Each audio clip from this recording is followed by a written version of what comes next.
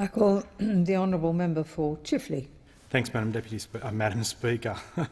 I'm pleased to speak to the committee's second report reviewing the Reserve Bank of Australia Report 2013. I extend my thanks to the Chair, along with the committee secretariat, commending them for their assistance and hard work, and note the presence of the member for Rankin, who's on the committee. Back in March, when the committee's first report was tabled, I remarked upon the challenges that still confronted the world economy. Concerns were also expressed about the potential impact of the federal government's decisions on our own domestic economy. And while the recent national account figures are welcome news, it's clear that the mining sector is still relied upon as the main driver for growth. The challenge remains getting the non-mining sector to contribute more.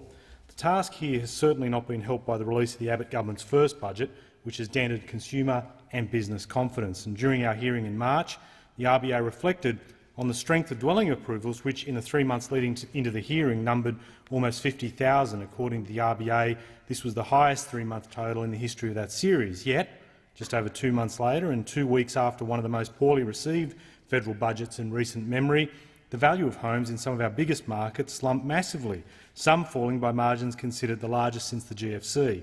This prompted AMP Capital's chief economist Shane Oliver to conclude that there was no doubt about the effect of the budget. To quote him, "In May we saw a sharp, almost 7% decline in consumer confidence. If 150,000 people lose their family tax benefits and there's the fear factor for everyone else, no doubt it will have an impact." Now, why is this serious? Because many economists underscore the value of housing construction as a platform for growth in the non-mining sector, especially against the backdrop of a continuing downward drift in mining investment.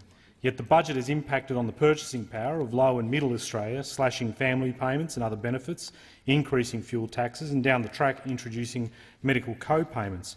All this in an environment where wages growth, according to the testimony of the RBA, remains at its lowest in over a decade.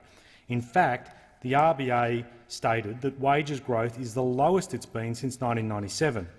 Added to this are subdued prospects for employment growth, with the RBA noting it's not until 2015 that there will be sufficient growth for that growth to make inroads into the unemployment rate. Now, if we're looking to the non-mining sector to help sustain and improve growth, the government's fiscal strategy is shaping up as an obvious threat to this serious task of rebalancing.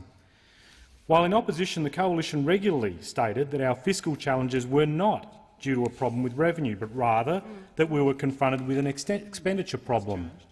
Upon securing office and releasing their first budget, a coalition government now sets about lifting taxes or introducing new ones. Surprisingly, it turned its back on around $700 million of revenue from previously announced measures designed in part to address multinational profit shifting. This overall issue has attracted British Prime Minister David Cameron's attention, who's urged multilateral effort in addressing profit shifting. Indeed, during the hearings, the RBA remarked, "International tax rules have not kept pace with the change in globalisation of business, and governments as a result are getting less tax revenue."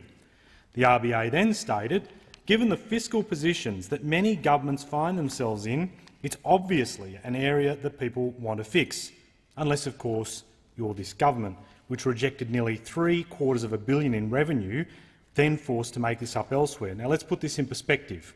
The $700 million this government walked away from in MyEFO, it made up for by cutting $500 million in healthcare investment in MyEFO. It's perverse. Efforts to tackle multinational profit shifting morph into shifting the revenue burden, heaving it onto low and middle-income Australia. One final area, Madam Speaker, I want to record some concern about relates to the rise of shadow banking in China. Both the IMF and RBA are keeping a close watch on this, so it's certainly prudent for this House to note their focus on this issue. And during the hearings, the RBA Governor expressed his belief that the asset quality in some of the shadow banking entities was likely to be poor. Further, reflecting on some of the loans made within that system, he stated, "In fact, it's virtually certain that some of those loans, if they have not gone bad yet, will go bad." The question, according to Governor Stephens, is how quickly they can get on top of it and get ahead of it. I certainly believe that this is a matter that will need further examination within the scope of the existing work of the committee, and I certainly welcome the Chair's commitment to do this. I commend the report to the House.